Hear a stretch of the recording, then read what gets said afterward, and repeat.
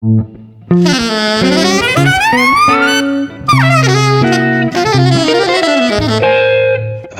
Jazz.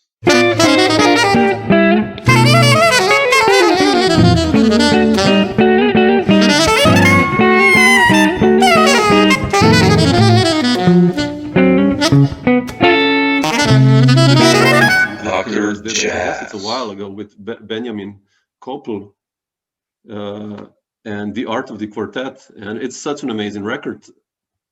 And with Scott Colley and Jack DeJohnette, it's just like dream lineup. And I wanted to ask you, how did you? I know you did that album way back, Walden, the duo record with him. But how did you guys? I've been on a few of them because his label, they're always putting stuff out. Yeah, I've been on a few of them actually. How did you guys hook up? I mean, when did you meet? Like, you have such a nice musical thing going on.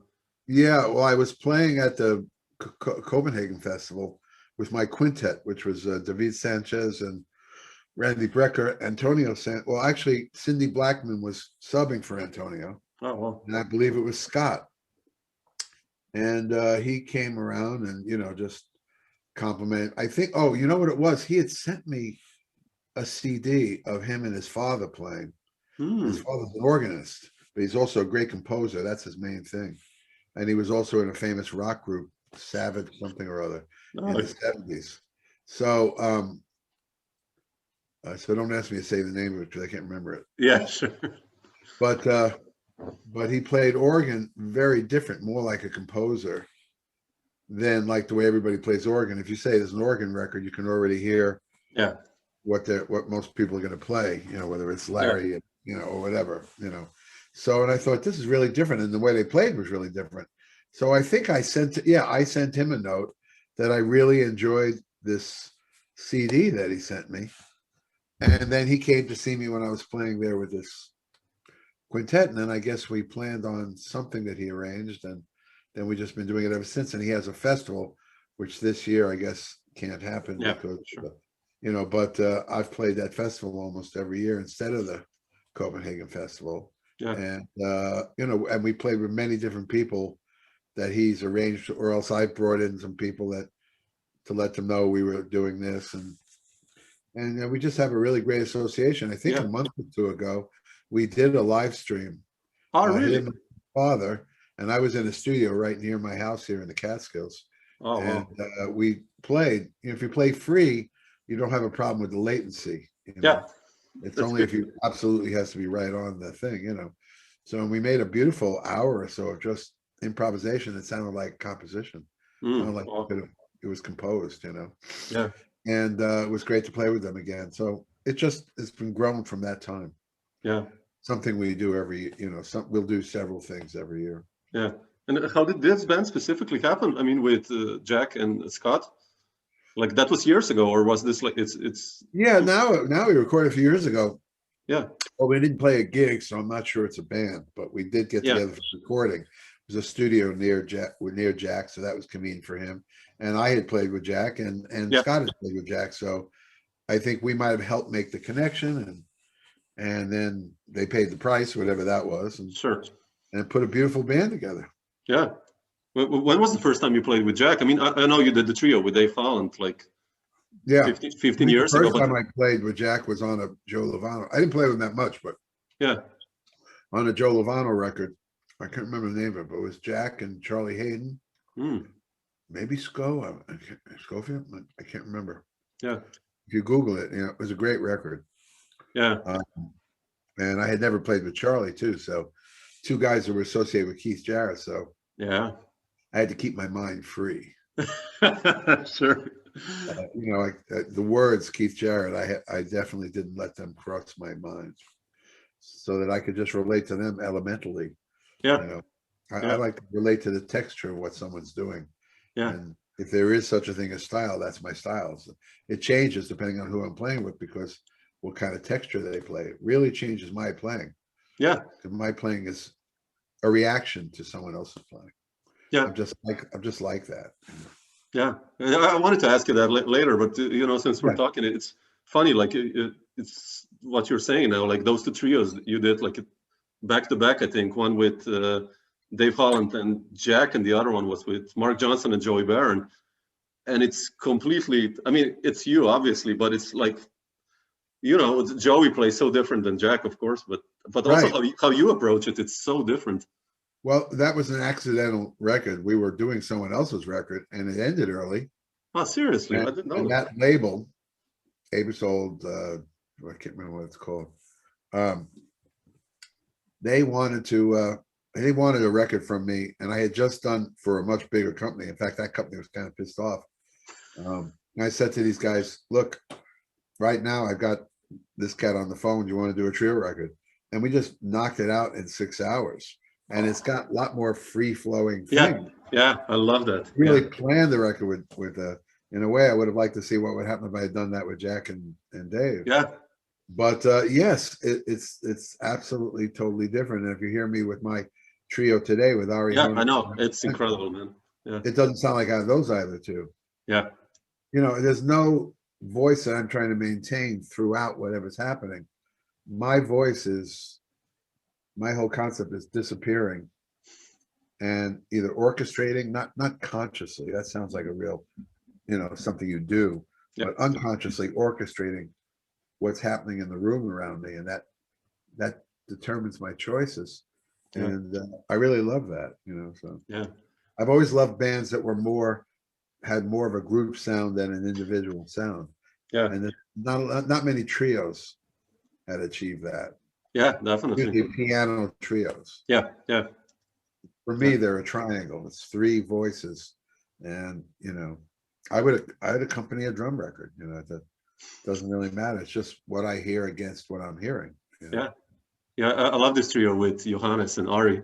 You and Ari are like, you know, I mean, that's how I hear it. It's like a conversation you guys are having all the time. But you guys are just like, and Johannes is there like a glue, you know, he's like, okay. Absolutely, exactly. I love that with you guys. And I think that's what I look for in players that will throw ideas out there, not players that just accompany. That very reason. So we're using up all the best stuff. It's not even 10 o'clock yet, so I don't know. Hopefully you can use some of that. Yeah, definitely.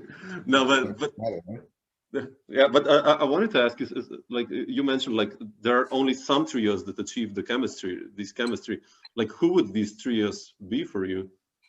Like, I mean, okay, I guess Key Jarrett you mentioned, obviously, but like, well, that's not really one of the trios I had in mind. Oh, really? Oh, wow. What I was really married to with Keith Jarrett was his first quartet with Dewey Redman, Charlie Hayden. Because it was also his original music. And that whole thing just touched me all the way down to my core. And the trio, of course, is great, a very high standard. But I don't think we should even talk about it, because I just hear that still as being like a standard trio. As great as Jack and I'm spacing out still early. Gary are, you know, I feel like on the highest level there, you know, I mean, I shouldn't say, I don't like to talk about what's not happening. No, sure. But this thing is more like Bill Evans and the way he danced with, you know, Scott LaFaro, and then later on Ian Gomez, and it was so orchestrational. I think I felt more that way. There's one trio record with Paul Motion and Charlie Hayden, and I think there's some horn on a little bit of it. Morning of a Star. And I really felt it there. I didn't feel like I was listening to a piano trio. You know, not too many. I think it was a form that I didn't really think. Even great pianists, I don't really hear. You know, if it's a really great pianist, I don't really notice what the bass player or drummer are doing anymore, because it's just dominated by what the great pianist is doing.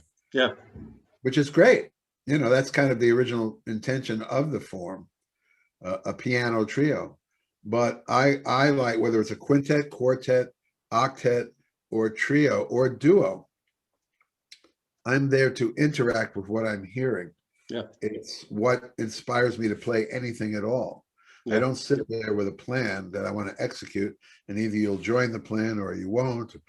If you don't, I'll get another player that will do it, you know. It's just not the way I play. Because the aggregate effect of those kind of bands is always deeper than just the impressiveness of a piano trio, which is, Yeah, no, I know what you mean. Chick on Now He Sings, Now He Sobs. Yeah, for instance, yeah. That's one.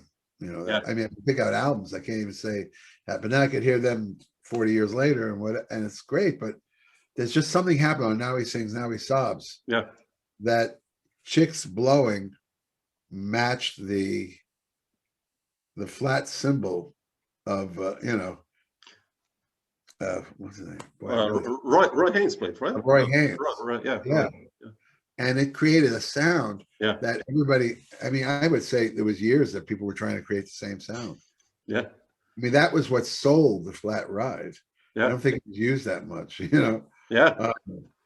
And then Miroslav was, I don't know, that really was that kind of a trio. It was like ghost hand in hand. Yeah, I know what you mean. Yeah. And I'm sure there's trios I've missed. Yeah. And there's young trios.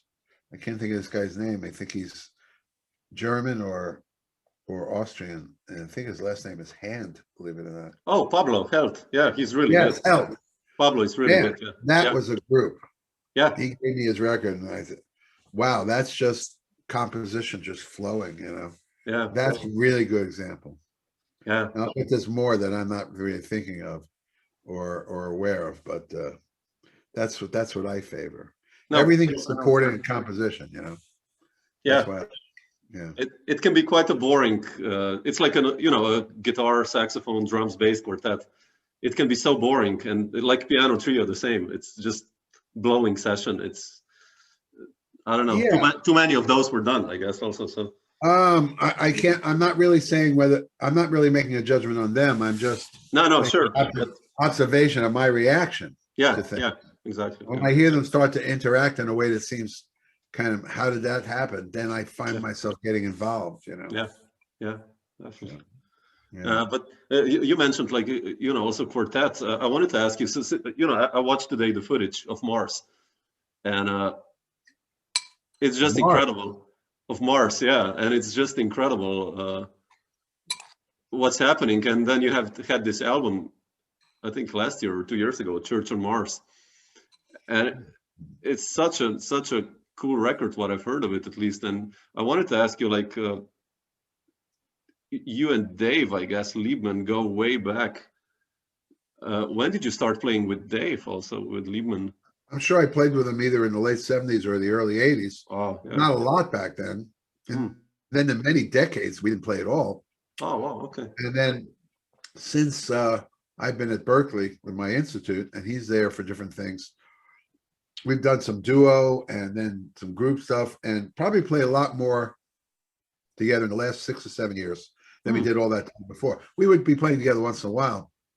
David wasn't the most natural partner for me, because I think Richie Byrak was the most natural partner for sure.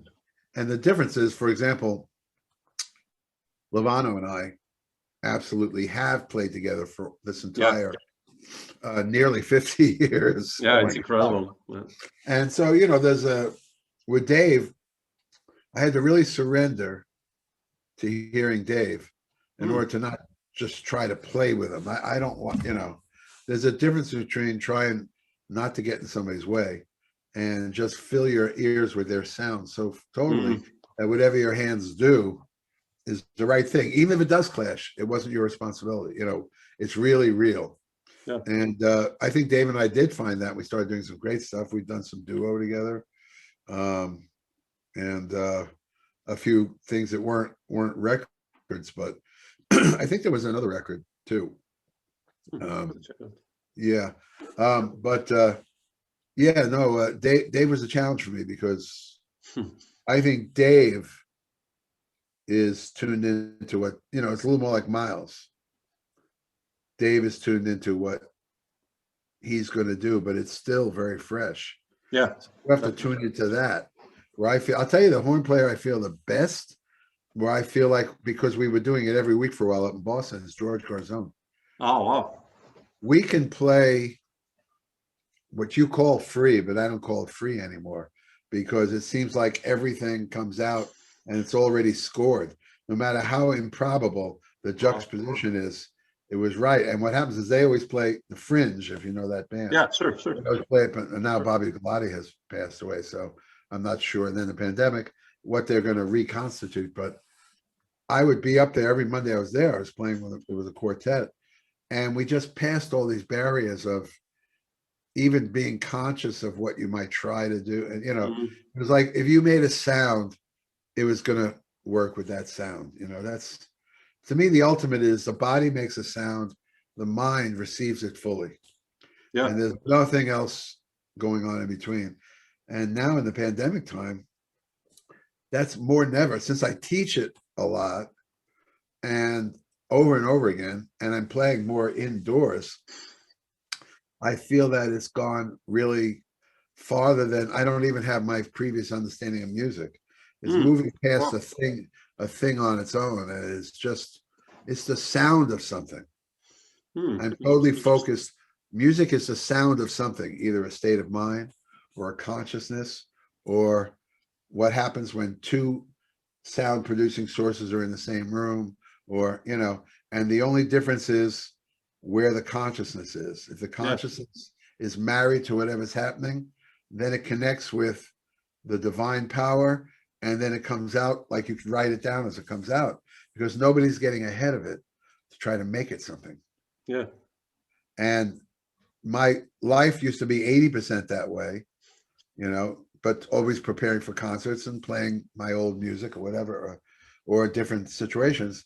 It's 120% that way now. I'm not even sure when it's time to go out again. I'm not even sure what I'll go back to, because right now it's all out in this universe.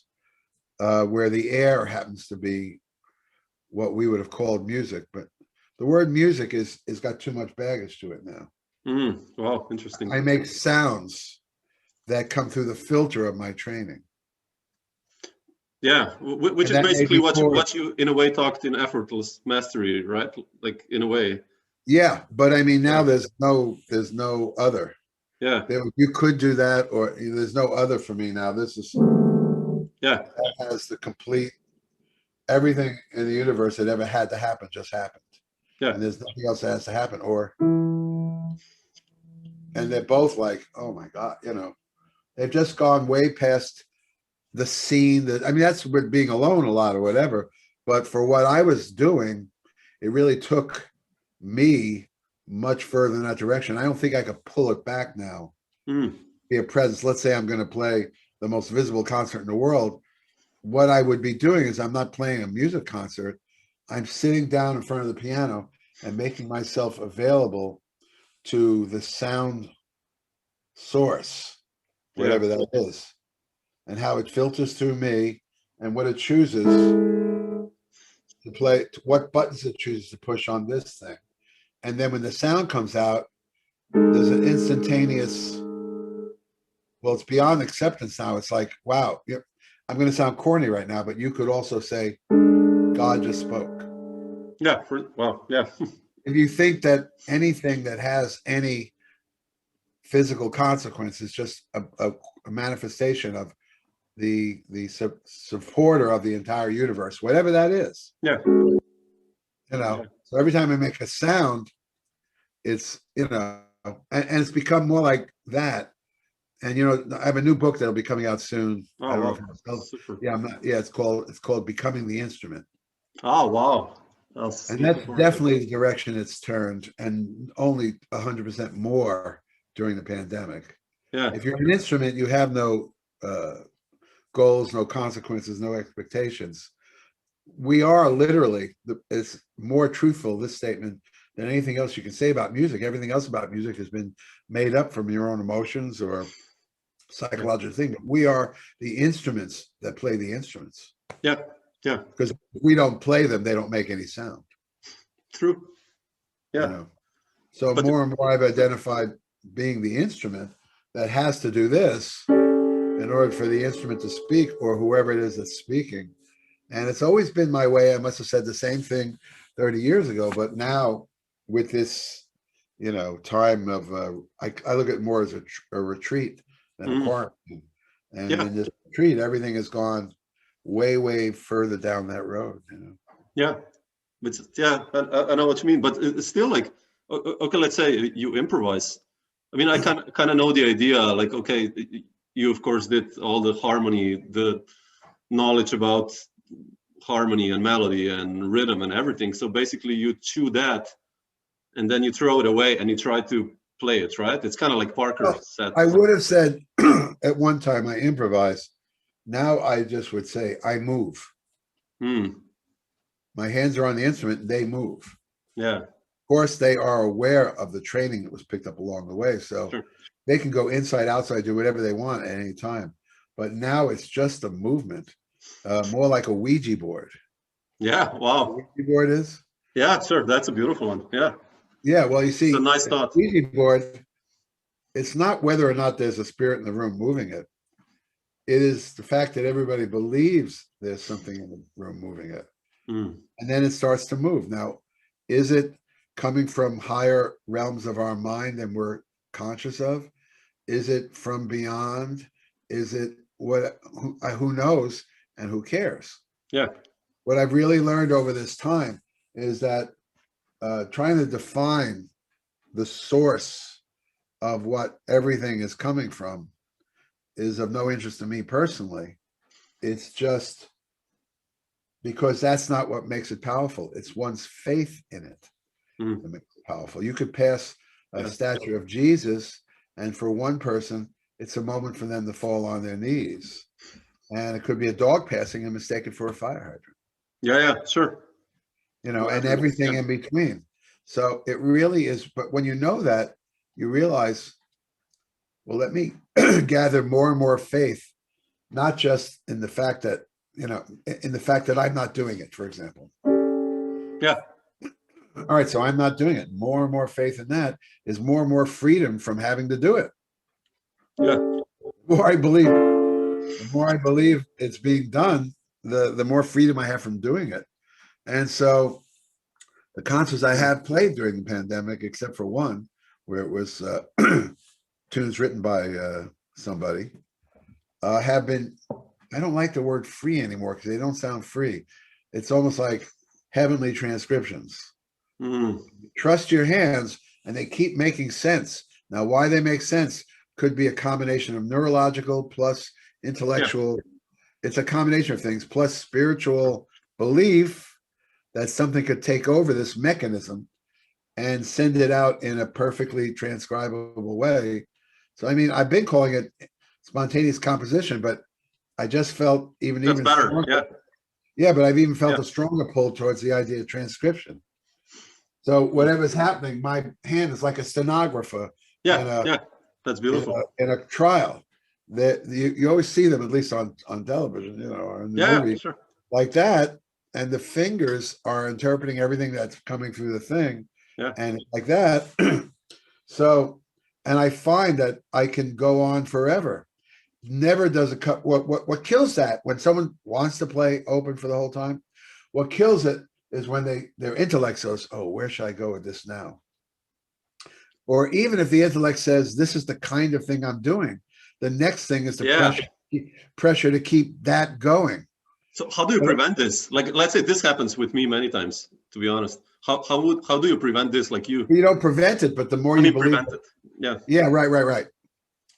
The more you believe the hands are moving, they just keep moving. It's a practice. Let's put it this way: you could know what I'm telling you, and you still wouldn't do it. Yeah. Because what effortless mastery is a reprogramming. So once you realize I want to change in a certain way. Okay, I need a program. Nobody changes from reading a book. Nobody changes from having an epiphany. They only change temporarily. If they want to grow in that direction, or they want to become familiar with that direction, or they want to make that direction a reality increasingly in their life, they need to reprogram it. It's like addiction. Yeah, sure. You have to reprogram yourself from what's the easiest place to go. So I would say getting on the right track, which is putting your hands on your instrument and imagining they were somebody else's. You know, like this is one of the steps in effortless mastery. I see you have a mandolin back there and a guitar, so I'm going to do this. You know, right now, what I'm doing in the air carries no consequence whatsoever, except I have my students doing it with the instrument. Then, so there's 2 points here that they're surrendering that they usually never do. One is they're not thinking, what music are my hands playing? They're simply being aware of the spatial reality without judgment. And the second part is without judgment. And the way you train that, you want to know how you train that? In this exercise, as soon as you do start to judge, you actually drop your hands. Yeah. So you're not going for the music, you're going for the complete observation place, and you're not personally feeling responsible. And if you lose that, you drop your hands. So you're training your mind the way you would train a dog, you know. Every time the dog lunges for the door, you close the door. Until the dog waits, then you open the door. Well, it's the same thing with your mind. If I'm playing and I start going, oh yeah. No. Yeah. Even if it's just me liking it and then try, because after liking it is trying to make it more of what it is. Yeah. Instead of you don't sit on the side of a river and try to mess with its flow. You accept its flow. But when you're involved, then the ego is very, with all of us, even if one doesn't feel egotistical about music, there's what I call the invisible ego. Yeah. The thing that makes you feel like it matters whether you play good or not proves that there's an ego there. Yeah. Because it doesn't matter. Yeah. Now you might say, well, what about my responsibility? Yeah, but you're doing that to yourself even alone in your house. When you know there are no consequences, you can never touch the instrument without the feeling there is some consequences, and it has to do with self-identification of your own level or whatever. And it's just kind of hiding in the weeds, right? So this exercise is really an exercise in separation of powers. You move the mind out of it. It's not so where's my mind go? Well, in the book, I talk about the space. Yeah. The space is a place where you tend not to think. So how do I get there? Many, many techniques out there once you know that that's the game. But the one I have is everybody knows that they're breathing, right? Yeah. Just watch yourself breathe for a little while. And you're in that space immediately. Yeah. And you don't think of it as some heavy thing, but just, well, I was breathing already. Now I'm watching it. That instantly plugs me in. Now, once I'm doing that, I move my hands. If they take me out of that, I drop my hands and go back into that. Yeah. And that's literally how you reprogram yourself not to take responsibility for every little move in the music. And of course, the more you do that, the more the music tries to draw you back, but with good ideas. It's actually a game of seduction. Yeah, it's beautiful. You leave it alone, music will keep trying to bring you in with hipper and hipper shit. And you might indulge in, and you go, you can always separate so it can just keep going, It's like a dance. I believe everybody wouldn't describe it that way, but everybody that we've ever marveled at their flow in some way with different language or whatever. That's what they're doing. Yeah. Yeah, that's beautiful. But in this way, you would also then defeat fear, right? I mean, Well, it's not that you would defeat fear, but your mind would be focusing in the room with self-esteem. That room is a crowded room. It shares about 8 different beds. Fear, expectation, depression, anxiety. They're all related to self-evaluation. Where am I going? Is it working out? And I understand that. My life, I'm still working on that. I'm trying to get my life to be as easy and as detached as my playing. And it keeps growing in that direction, I have to say. But it's been a much longer path. Because in music, I really know it doesn't matter. Yeah. That my job is to connect the instrument to the instrument, and then my consciousness is to receive it. So then someone would say, well, what about if you have to play a specific form or this and that? Well, it'd be my job to master that form. So I could go back to that space. And if I hadn't mastered it, I'm probably going to struggle. And then effortless mastery, what do you do at that point? You forgive yourself. Because you weren't up to that. You weren't up to that. So instead of thinking that's some reason to feel anything less about yourself, which I think is the ultimate sin, defining one's value by something as insignificant as how you play a musical instrument. Yeah. But you see, that whole language starts to move you on more freer footing. Yeah, definitely. As insignificant as how you play a musical instrument. I'm not trying to devalue something that No, but I know hard enough to move anyway for people. What I'm saying is free yourself of the pseudo importance, so that you can move. And then whatever you play, playing and practicing becomes a very different thing. Practicing is the bringing in new muscle memories and motor skills. Playing, I think, there's only one thing to be practiced: loving what's coming out. Because then that grows, and then no matter what you're playing, whether it's very complicated or very simple, it does become very much more special. That's true. It's beautiful. I agree. I mean, I pick up a guitar and I sometimes play just like an interval, and still it's like, wow, that's so beautiful. It's they are. Without exception. Wow. Everything is equally beautiful. But you want to get out of the way and let that reality manifest. I mean, this sound compared to any random sounds out there. I mean, this is one of the most amazing things. Western harmony or whatever, or it doesn't really matter. It doesn't matter. You could see things that you've lived with all your life and have no understanding of how powerful they are. I use some examples of that in my new book. I was walking through the Muir Woods once, and this one tree was shining and silver, and there was sparkles around it. Now, the reason it was shining is because the sun was breaking through the clouds right there. So it was a different color than the other trees, or so it seemed. Then it was silvery because the color of the sun against that particular tree morphed it into some kind of a silver looking. So again, if I didn't know that, I would have thought, wow, there's a silver tree in the woods. And then there were these sparkles around it that were actually, I asked my wife, what is that? It's dust.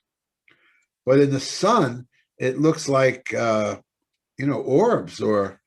Incredible. So let's say I knew nothing. I was a prehistoric man. I knew nothing about science. And I'm walking through the woods of these dark green trees, and all of a sudden I see this tree. It's lit up differently. It's silver, and there are these little angels sparkled around it. And I know nothing about why that is. I would probably drop to my knees to the floor, put my face on the ground, and just, bow to it and pray to it and whatever, and think I had just, you think about all those stories of extra, those science, extra human things, that probably never happened. But what was it? What was it? So the question is, the guy whose life would have been graced and changed by seeing this heavenly figure or this divine thing, and the guy that understands everything about science and actually knows what it is, which one would you like to be?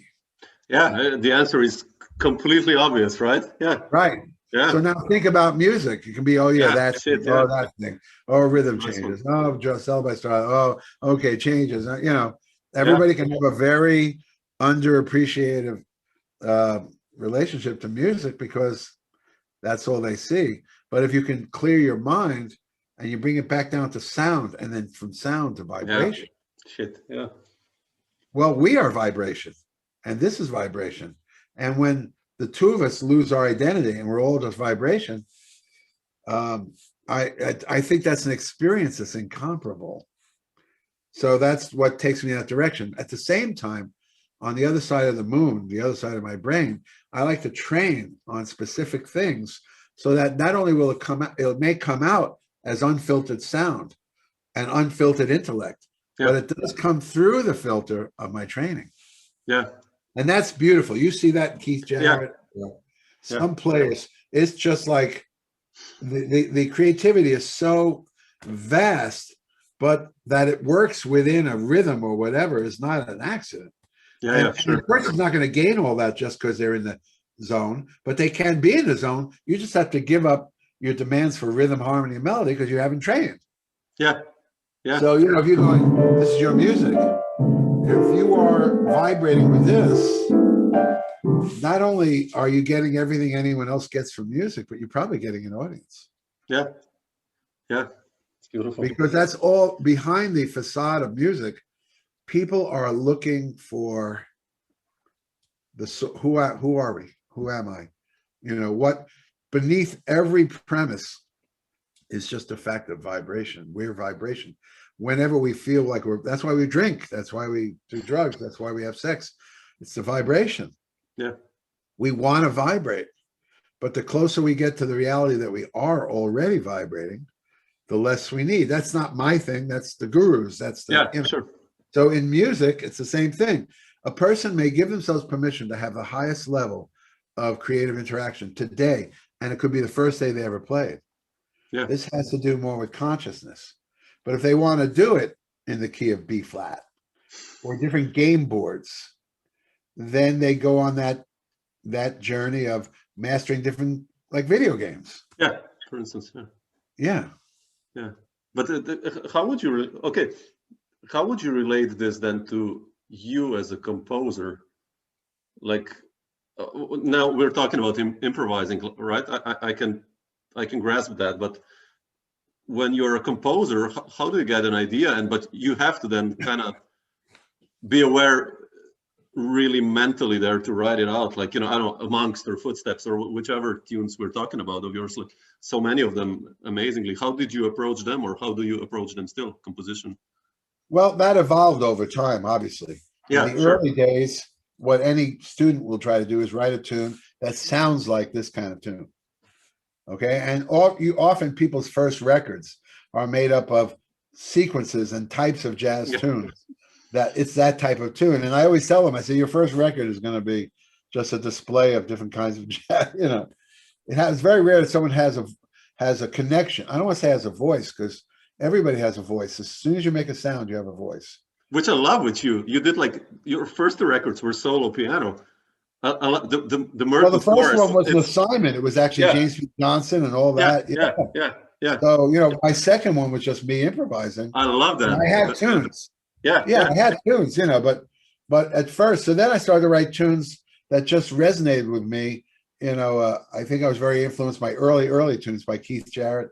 Once in a while it was influenced, but I mean, not consciously. In other words, I was writing tunes that would either surprise me, amuse me, or make me feel something inside. That's why sometimes I have like the tune I wrote for my daughter,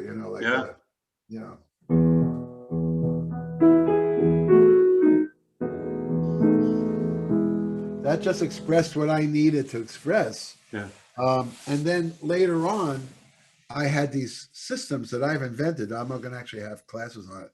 I call it random composition. From the space, you allow the composition to write itself just through editing. You just change things without thinking, and then you save it, and then you change them again, and you save it. And I have long compositions, like on my record. You probably, I don't know if you ever heard this one. It wasn't great distributed, but Naked in the Cosmos. No, I don't know that one. Well, I have two big band records out. Naked in the Cosmos with the Brussels Jazz Orchestra, and Institute of Higher Learning, also with the Brussels Jazz Orchestra. I don't know these two. I have like so many records of you, but not these two. No. Yeah, you can find them. I'll have to check them out. Wow. And then do you have paintings? Paintings? No, also no. No, it was, again, very badly distributed, but probably compositionally. It's when I first came, that was around 90, and my composition changed. It was like through rewriting that the piece evolved.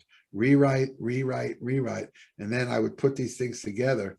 And the first record, and still maybe the best record I ever did with that, is a thing called Paintings, if you can find it. If not, I'll just send you the MP3s. Oh, yeah, I'll check it out first. Please. Yeah, and so for a long time, I had these extended compositions, those big band records would show you, that never ended because I just kept rewriting. Yeah. And they felt, I realized the way to extend the composition is by rewriting the same part, rather than trying to figure out what the next part should be. That's a good idea, yeah.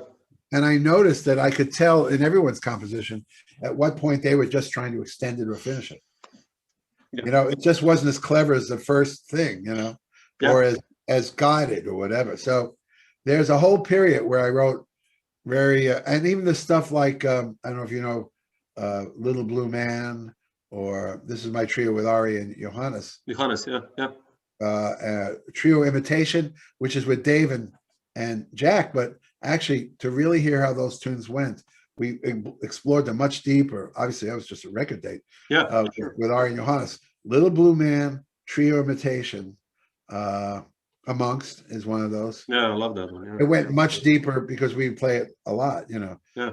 And tunes, and this was me coming up with a good idea and just continue to rewrite. So this was a type of composition. And then more and more, it got more Zen, like, let me just keep, I'll just do this. Let me take one bar out. Let me reharmonize it. Let me modulate this one bar. I mean, let's do this. And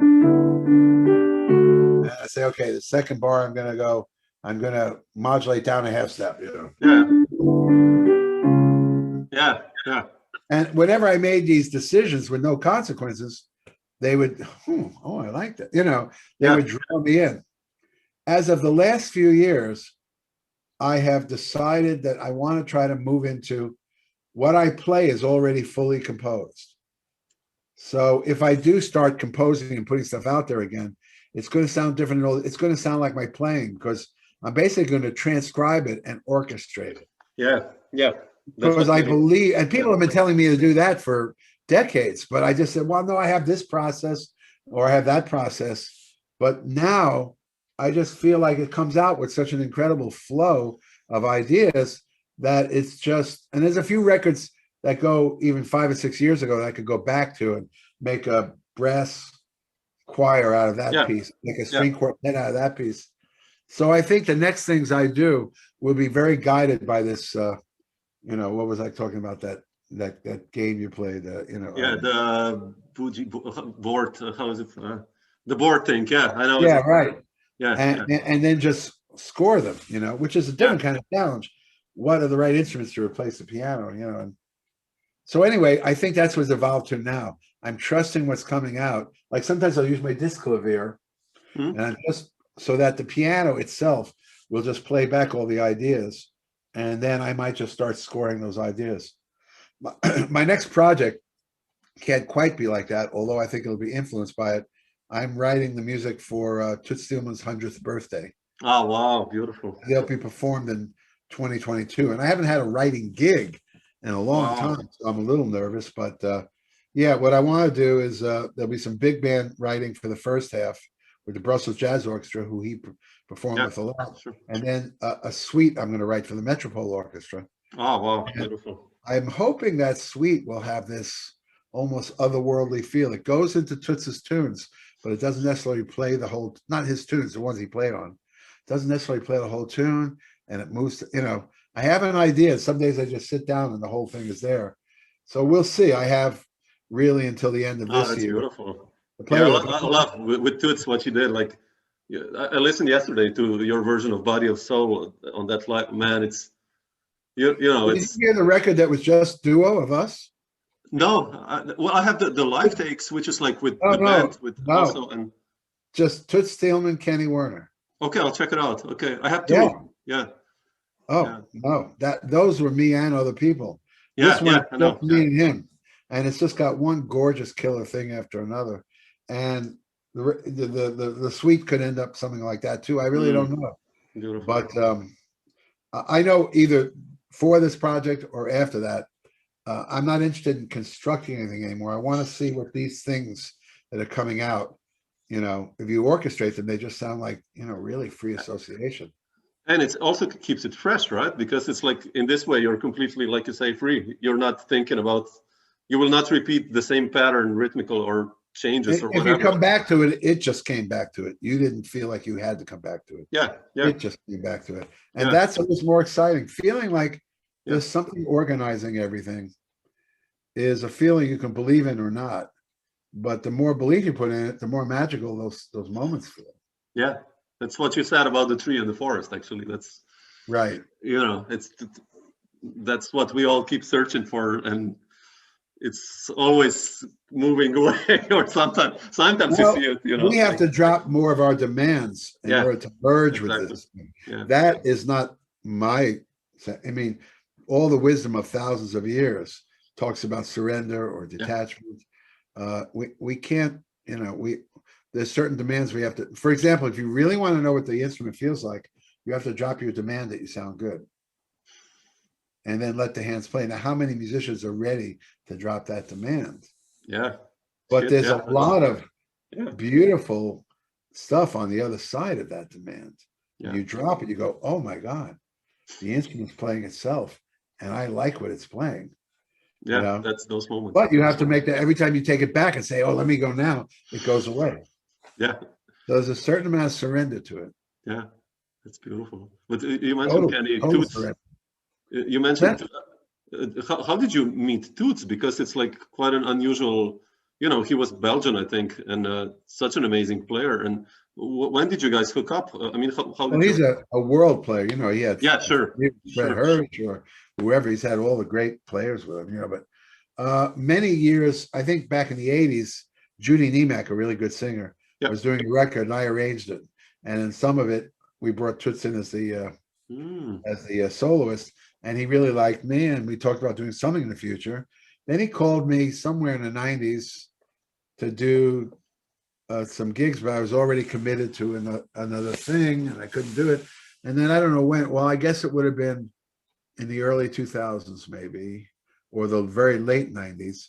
He called me to do a gig to sub for Fred, and who had been playing with him. And I don't know. After that, it seemed like we were doing. Whenever he came to America, I was playing the gigs. They started to bring me over. We always did a quartet with either Adam Nussbaum and Jay, or it could be Billy Hart or whatever. But then we did a couple of duo gigs, and the reaction and also the passion of it. They started booking us duo a lot, and then we played some duo for years, and then we brought Oscar Castaneves, the great Brazilian guitar player, in, and it became like a trio. And I don't know, that was some of the most. We never got that trio on a record. Yeah, I don't know that one. Yeah, it was really good. But the duo is well represented in this record called Toots Thielemans, Kenny Werner. Okay, wow, beautiful. Yeah, it's such a. And again, it's different. It's different than anything you've ever heard me play. Absolutely different. Yeah, because the whole premise is different. You know? Yeah, definitely. But before we mentioned Joe, and you know, I have you on some Mel Lewis orchestra with Joe. I think that's right. You know, when I started with jazz, one of the first records I bought was Landmarks by Joe, and you know, I transcribed all those songs. You know, Emperor Jones and Chessmates and Compensation, and you know, Abercrombie is still one of my favorite players. And first of all, I wanted to ask you, how was that session for you? Like, I mean, maybe it's just for me so special, that record. I don't know why, but I mean, I can't really remember what that session felt like, but I'm sure I was very happy to be there with those guys, you know. And, like, how was John Abercrombie for you? I mean, did you guys play more often together, or we played at different intervals, you know, never like a whole thing. I don't know if we might have done one tour, but we'd always be paired in a band once in a while. I always enjoyed it. I felt like that was like, I don't know, like playing with Bill Evans on the guitar or something, you know, either him or Paul. You know, it was just such a thoughtful thing. I don't think I ever got to play with him enough, and I only played with Jim a couple of times. And I definitely didn't get to play with either. Jim had called me too, and I couldn't make it for the same timing that Toots couldn't do it. And the guy that did make it was Larry Goldings, and then Larry was in his band for a long time. So I felt like it was a really missed opportunity to really just get into Jim Hall. Yeah, Jim was. I know he wanted me to be in the band, but Larry did a great job. And then, you know. Sure. Yeah. So, but yeah, no, they were just, you just knew that everything was so well, beautifully developed. Yeah. Yeah. You know? It's like, what makes it, I mean, for you, like your relationship with Joe Lovano, like what makes this so special for you? I mean, you know, I listened to you also with Chris Potter. With Chris, you have almost the same thing going on, but with Joe, it's something deeper. But what makes it so special for you and Joe, let's say, musically? Well, depth also comes with time. Yeah. So, you know, I mean, Joe and I are not very much alike. I mean, kind of opposite. But there was a simpatico right from the beginning when we were at Berkeley. And, you know, we're talking about early, you know, 71, 72. And then, I don't know, we just would have these situations. Then we had a little group that would be playing free together a lot. And we all lived in New York, we would be doing little gigs basically for each other, you know, or they'd be like little attended, you know, but we felt like we all had a scene, and we went through that together. That he was in, you know, my first quintet record was called Uncovered Heart. Yeah. And Joe and Randy were in that. So, and then I was on several of his records, and he was on another couple of mine. I think it's just we always had a hookup. We were attracted to what the other was doing with what we were doing, you know. Yeah. So, but that just grew over decades, not even just years. And when we play together today, I really enjoy seeing like him or George or whatever, because we've actually gone through all these decades together. And I can just see it's the same person, but added all this depth from time. I think that the biggest thing of it is time. And we've done some duo work that hasn't really been recorded. We've done some duo concerts. It's been recorded, but it hasn't been released. Oh, wow, with Joe. Wow. Yeah, at some point we have to do that. And Chris and I have done some recently too that are amazing. They just weren't for records. They were, you know. Shit. Yeah, and it's sort of like letting the stuff write itself, you know. Yeah, like what you said. Yeah. Or you play a tune that's so loose that you can let a lot of that happen while you're playing the tune. Yeah. You know, sort of the Paul Motion thing. Those tunes were so simple, you could almost just concentrate on your relationships while the tunes went down, you know. Yeah. How was it? You play with Paul, right? On Village Rhythm with Joe, right? No. Yeah, only because with Joe, yeah. Yeah. How was that? How was Paul like for you? I loved it when I came over to his house a few times. I loved it. It just never worked out that, you know, most of the time he didn't have a piano player in there. And by the time he had the bebop band, I was already in another place, you know. Yeah. But no, I loved playing with Paul. We played a hora at Joe's wedding. Really? Oh, wow. You know, he was perfect. The best hora player I've ever heard. Amazing. It was sort of like his beat in a way, you know. Yeah. Oh, I mean, those kind of players I didn't get to play enough with any of, you know, because of the wisdom in what they were playing. I just love reacting to that, you know. Such a composer also, Paul. Well, he's one of my favorite composers ever. Yeah, absolutely. Honestly, so simple, but so on the point. Like there was definitely a certain time there, whether it's the 90s or whatever, that was his time. Yeah. Where everything made sense that way. And a lot of musicians were flocking to that idea. Yeah. Yeah. Love that. Can I ask you something else? Can you, like, when did you know, those first two records, Beyond the Forest of Mirkwood and the works he did, like of George Gershwin and Duke Ellington, were solo piano records. But you know, I did this talk with Tom Rainey, and it's kind of like, how did you decide to become a band leader, in a sense, to form a trio? When was that moment for you, and how did you hook up with Ratso and Tom? When was that? How did you find those guys? Well, that was more around 80, and what's happening is literally they were coming over. You know, we all had there was a very loft scene feeling in the late 70s and 80s. So sometimes, like, we did a record I'm sure you don't have called 298 Bridge Street, and it was the first time I recorded with Ratso and Tom, but it was a sextet with Bill Durango, sort of a Cleveland legend that had played with Bird and Ben Webster, but he was only like a free player now. Oh, wow. And Billy Drews and Joe Lovano. Oh, wow, man. Really a nice record. It was only a record. I think I still have the disc somewhere. And then after that, I started to play with Ratso and Tom. I was determined to learn and grow from those guys.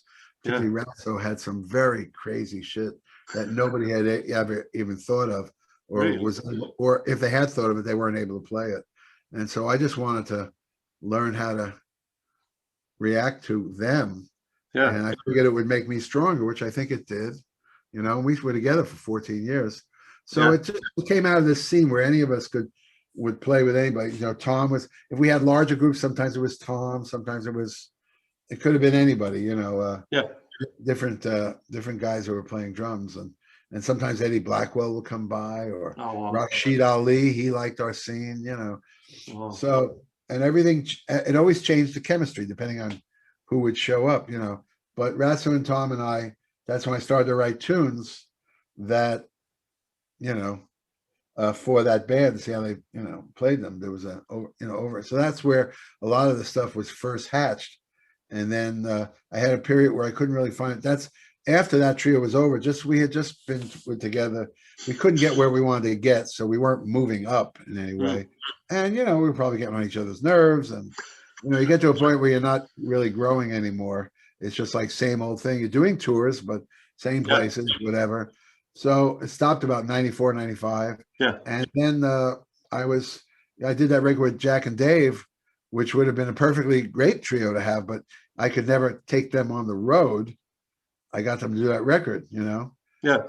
And the same thing with Mark and Joey, they were so involved in so many other things. But for a while, just for a little while, I had a trio with Billy Hart and Ray Drummond. Oh, wow, really? And well, because we had been sidemen for a lot of other things. It was interesting, like Tom Harrell and things like that. Oh, yeah, sure, yeah. And there was a great simpatico, but not the kind of fluidity that I had with some of these other bands. But I liked what it did to me. So, and then when Ray couldn't make it, it was Drew Gress and Billy and me. And that was even more interesting because Drew, I love Drew, yeah. Yeah, well, that changed the chemistry again. Yeah. And then one time they couldn't make a tour, both of them. And Ari and Johannes had been coming to my house. My wife said they would call and say, "Is Kenny back from his tour yet?" or whatever. Like two little kids. And then when they did, they drive out to New Jersey and we'd play. And I realized that the first time since Ratso and Tom, I had some freaks that could play anything I was conceiving of easier than me. See, I was always attracted to that. I still have to work on the shit. And these cats were like, read it down. That was impressive to me. But also they were already the way they were making music. And they did a tour that was supposed to be Billy and Drew Gress. And somewhere about the third night, I said, this is it. I found a trio again that, regardless of the great musicians I just told you about, this is a chemistry all of its own. And I told my manager, this is it now. I said, well, nobody ever heard of Ari and Johannes. You had some stuff booked and I think they expect Billy Hart. I said, well, then you'll have to cancel it because this is now the trio. So, and we ended up doing whatever we were doing. And then we've done a lot of work. Yeah, definitely. Many albums. Yeah. I just haven't, these days, like I say, I don't even know about forming a group. I'm just taking dictation. Yeah. And we'll see if somebody else wants to play duo, trio. And we're doing that. Yeah. And then when we get out of this particular situation, I don't know what that will do to it. Maybe I'm sure I'll do some gigs and I'm sure I'll go back and do some gigs with my trio, but I don't know where it's really going next in terms of the actual philosophy of the sound, Yeah, definitely. That's so cool. Can I ask you just one thing? When was the first time you went to Europe? Was that with the trio or was that even before? It was with Ratso. Well, that you had a tour? The first time I did a tour, it was around 1980. But here's what happened. I went, it's a long story, but I'll try to make it short. Oh, please, no, come on. I love all right, well, I had a girlfriend ever since I had played in Bermuda in the early 70s. Beautiful English woman who lived with me in Brooklyn for a while, and I wasn't ready. I mean, thank God for her sake that I let her go because she's had a great life. But, I said, you got to go home. I'm thinking I got to get my career together, I got to get my shit together. And then I'm going to ask you to come back and we'll do this, And years went by and we would talk on the phone. And once in a while I'd go revisit. So finally, around the end of the 70s, I was ready to give it up. I said, this is not giving me enough in other ways of life. I never was one of those guys that decided he was going to be a starving artist. Even Long Island, I had no plans of being a starving artist, But at the same time, I had played weddings and bar mitzvahs all my life to keep money going. Sure. And I was still doing it, and I said, if I really get into this, they'll make me what they call the sub leader. And then I'll make really good money. So then I started to think, well, you gave this a really good shot. You're 30 years old. And the world didn't want it. I was very resentful too. I think some of that's still in there, even though I've played, but not everywhere I could have. And I haven't even given that much of what I could have given if I had the platform. Yeah. So without a platform, also I've lost interest in writing some music. I said, well, what's the difference? So you play it, 100 people hear it or 1,000 people hear it, it's over. Who gives a shit? Yeah. Anybody pretending that this has planetary importance. Yeah. No, if you look at it like that, it's really. Yeah. I said, or I'd start to write a tune. I go who needs another fucking jazz tune? I know exactly what you mean. There's plenty of them around already, So when this happened, I say, fuck it. The last time I had to write them was for that quartet with Dave and what's her name? The bass player. Well, James Genus. James Genus, yeah, and Terri Lyne. And Terri Lyne, thank you. Terri Lyne, yeah. I had to write an album. The guy didn't want. All I wanted to do was go in and do that, and he was hip to it. No, come in and. Play tunes. All right, I spent a summer writing tunes. And that was the worst summer writing tunes I ever spent, because I used to write tunes with this great interest, like I'm setting something up. And now I'm writing them thinking I couldn't do everything I wanted to do because I knew this band would never get enough chance to rehearse. Sure. So it was actually a challenge, how to write something that still sounded interesting, but it wasn't complicated. Yeah.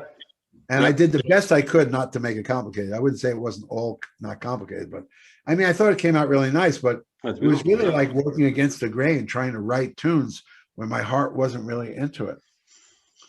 So I'd rather just improvise tunes and put a name on them, and but so anyway, so here we were at the end of the 70s, and I was ready to give up, really surrender to weekend work like that, make good money, thinking about a house in Westchester, looking at a boat. I'm calling Kate and I'm saying, okay, I'm coming over now. I've tried it. I'm done. And she didn't have the heart to tell me anything, but I got over there, and long story short, she was already going out with someone for quite a while. And she never had the heart to tell me that. I wish she had. Well, actually, I'm glad she didn't, because I get there, I'm like heartbroken. I still have 2 more weeks of a ticket to Europe. That's an open ticket. And I'm thinking, should I just go home and cry in my bed because my whole plan's been shot to hell? Or should I go on to Western Europe, which I had never been to? I'd always only gone to England. And really, that's where I heard the jazz scene was. Oh, yeah. So I went to France, and very shaky. I had this little book called Illusions from Richard Bach. And it's a very strange little book. He's the guy that wrote Jonathan Livingston's. Sure. Yeah. But this much less popular book, at that time, the information in it was amazing to me. It was helping you separate from all the stuff you think you're so stuck in. And the book also started with the same way it ended, so you could just read it over and over again. It was like that big. Let's check it out. So I decided that book was my higher power, and I was just going to keep using it as I try to go new places. When you just had that happen, you don't feel like taking a chance. You feel like going home and just pulling the covers over your head. But I did. So I went to France. I knew one person. She gave me her apartment while she stayed with her boyfriend. And then she knew someone at the radio station. So I went in one day and I played. And at that time, not really much anymore, but I used to play and sing. Oh, really? Oh, wow. Yeah, I used to sing like Joe Cocker, the Beatles, Isaac Hayes, Ray Charles, I used to, so I wrote some songs too. So I don't remember what I did on the record, on this little cassette tape, but at least I did something while I was there, and a few people were there, making me feel good. But sometimes I'd be illuminated because I went and took that chance, and other times I'd be so sad. Sure. I'd keep reading this book over and over again. But then I went on to Munich because I had a friend there, a really good piano player. I could stay with him. And we went down one night to the Domizil, which was the main club in Munich at that time. And I sat in on the break. And so I would always do that. And I got like a standing ovation. And, and I came back to the bar, and this guy says to me, I could book you. And I said, really? Because I had never done a European tour, And so remember, I wouldn't have even done this if my girlfriend was going to marry me. We would have done a engagement party, and then I would have gone home, So anyway, he said, do you have any examples of your playing? I said, well, here, it was still in my pocket from Paris. I just recorded this cassette. Here, you take that, So then I went to see Enja Records. I had brought something for them to hear, and I made an appointment with them while I was there, and they loved it. It was some solo piano stuff. And based on that, they gave me a contract to do Beyond the Forest of Mirkwood. That's how you did it, yeah. Wow, right. That's amazing. And then when I got home, this cat had booked me a 3-week tour by myself. In Europe? And I met at the bar. Wow. They were like these ratskellas, but pretty good money, actually. Yeah, sure. It wasn't considered good money for that kind of work, but it was still good money compared to bar mitzvahs, Definitely. And I was playing every night. But when I got there, he billed me as the singing piano player. Oh, shit. So half of the gig was playing, and half of this gig I'm singing and just blowing myself out every night and getting good reaction, Anyway, but now I came home from that trip with a tour, a record date, right? Then I went to Amsterdam and hung out with a friend who had a boat on the canal. We just jammed together. But I also met a girl, which was just good for a one night. experience of just cleansing yourself of this. Yeah. You feel like you just lost the woman you were born to be with, and now your life's fucked. But all you have to do is be with somebody sometime, and then you realize life will go on, So I was grateful for those things, a record date, a tour. Yeah. Suddenly, remember, I was only quitting because there was nothing happening. So I did that tour, but also while I was home, I got a call from a friend who was in the Ron Carter Quartet, and because of visa problems, he couldn't go on the summer tour. Would I cover for him? So no one ever invited me to do that before. And I put it up to the vibrational thing that I had taken that chance and gone on. I broke the ice. So suddenly I get a call from Ron, and I did a really high level tour. Which Ron? With Ron, yeah. Really? I didn't know. With Wilby Fletcher, and I forget the bass player was. He always had a backup bass player, and he was his voice. Yeah, he had that for years. So, and then we became tight. But I mean, my other friend had the gig. He still had the gig. And then on the last night of the gig, there was a guy sitting on stage that I didn't recognize, but he really dug my playing, and he said, "Give me your number," and it was Archie Shepp. That's how it happened then. Right. On the last gig of that. And then Archie called me, and I worked with him for another 2 or 3 years. So at the very edge of the thing, and I was ready to just jump off, they pulled me back in, as they say. That's amazing. And suddenly I had, somewhat of a career going. And then it just went from there. And then there's developments and more people to play with. But I was ready to give it up. So it's kind of a story about make a decision. If there's something there for you, maybe that's what triggers it. Yeah. Oh, that's beautiful. Yeah, I wanted to ask you about Archie, but now you said it. Yeah, how you got that gig? Because I was quite curious, but it's quite cool. Yeah, you heard me play with Ron, sitting right on the stage. That's amazing.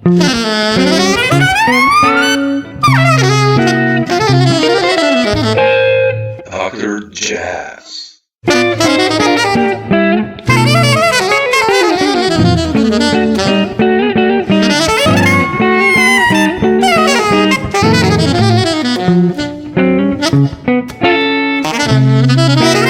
Dr. Jazz.